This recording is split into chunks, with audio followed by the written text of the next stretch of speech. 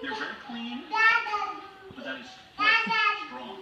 One of the tastiest morsels is the pancakes wrapped in caul fat. Rex, what are you doing?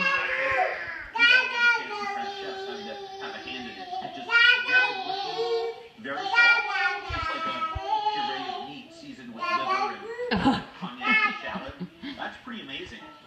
It's not a lot of what I've seen is pretty amazing. The polo game that uses bare hands. Oh look, he's brushing his hair. Oh my gosh, what a smarty. This game is called Kata. He knows that's a pretend hair comb, Landry. You taught him. Dead duck for a ball.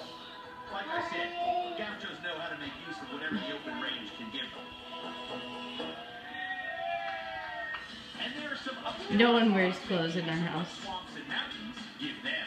And later, a meal where everything, from rocks to cabbage leaves, is either male or female. Daddy wearing special blankie. Female